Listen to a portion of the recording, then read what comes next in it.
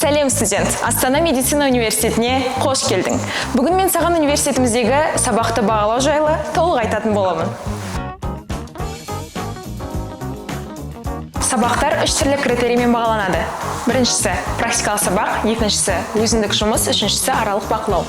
Ең алғашқы практикалық сабақтар. Практикалық сабақтарға дайын болу үшін сіз тақырыптарды білуіңіз керек, ал тақырыптарды силабустан ала аласыз және сабаққа сол тақырыптар арқылы дайындалып барасыз. Өзіндік жұмыс – бұл сенің тек өзің ғана жасауың үшін берілетін тапсырмалар. Ал аралық бақылау – бұл әр модуль немесе блок біткеннен кейін алынатын емтихан. Бұл әр пәнге байланысты бірнеше болуы мүмкін. Сабақтың кез келген түрін қалдыру сіздің университеттегі рейтингіңізге және бағаларыңызға кері әсерін береді. Бірақ біз әртүрлі форс-мажорлар болатынын түсінеміз. Және сол себепті университетімізде рұқсаттаманың екі түрі бар.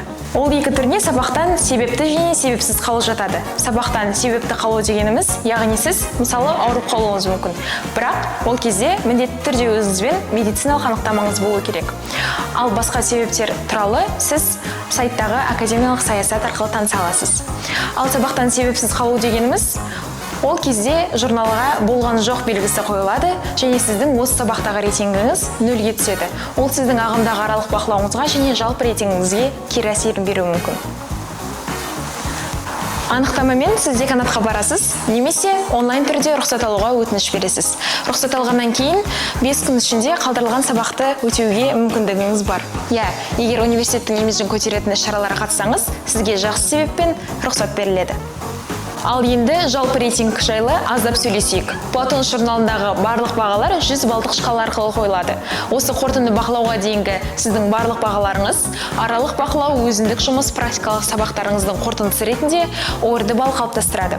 Ал формулаларды толығырақ сіз силабустан көре аласыз. Және сізде белгілі бір сұрақтар туындаса, өз оқытушыларыңыздан немесе жоғары курстардан сұрауыңыз мүмкін. Өйткені біз әрқашан диалогқа ашықпыз. Емтихандарды аяқтағаннан кейін қорытынды баға қалыптастырылады. Ол орды балдың 60%-ын және емтиханның 40%-ын құрайды. Және әр семестрді аяқтағаннан кейін сіздің орташа үлгеріміңіз ретінде GPA балл анықталады. Әр студентке бұл балды жоғары ұстау ұсынылады.